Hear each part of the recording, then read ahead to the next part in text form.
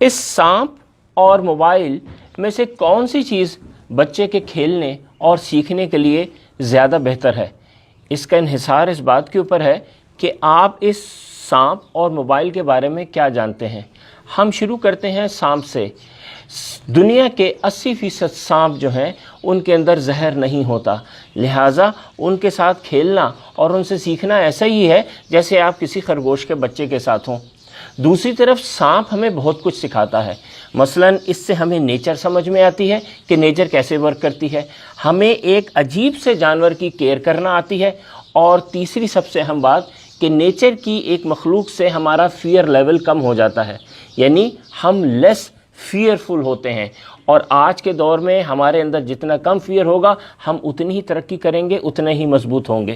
اب آئیے mobile phone کی طرف۔ موبائل فون کے دو فائدے ہیں، ایک تو ہم جیسی انگریزوں کی غلام قوم کا ایکسنٹ ٹھیک ہو جاتا ہے اور ہم اپنے آقاؤں کی طرح آقاؤں کی زبان انگلش بولنا شروع کر دیتے ہیں۔ دوسرا یہ ہوتا ہے کہ بچہ بہت دیر تک موبائل فون کے ساتھ انگیج رہتا ہے اور ماں باپ کو تنگ نہیں کرتا۔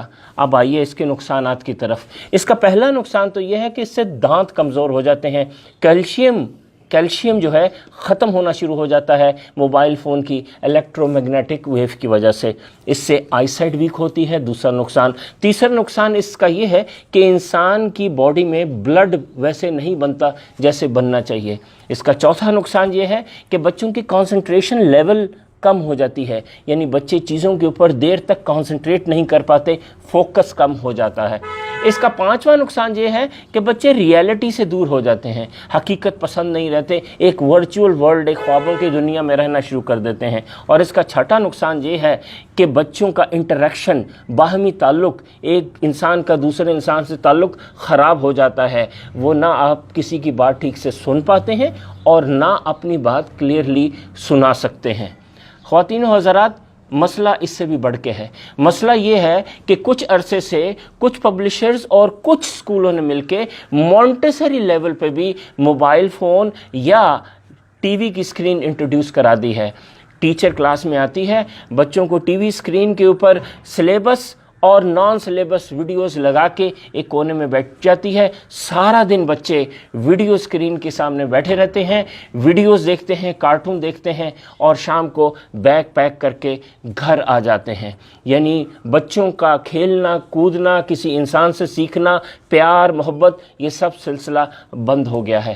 ضرورت اس بات کی ہے کہ ایز اے پیرنٹ آپ اپنے اسکول میں جائیں، بچے کے اسکول میں جائیں اور وہاں جا کے دیکھیں کہ کیا ایک انسان جیتا جاگتا انسان آپ کے بچے کو پیار محبت اور کیئر کے ساتھ پڑھا رہا ہے، یا سارا دن آپ کا بچہ کسی ٹی وی اسکرین کے سامنے بیٹھ کے گھر آ رہا ہے۔ یقین جانیے آپ کے بچے کا کسی ٹیچر سے پڑھنا نہایت ضروری ہے، اور اس کے لیے ضروری بات یہ ہے کہ اسکولز اپنی ٹیچرز کو ٹرین کریں۔ ٹیچر کا ٹرین ہونا بہت ضروری ہے تاکہ ٹیچر بچے کو پڑھائے، نہ کہ ٹی وی کی اسکرین۔ شکریہ۔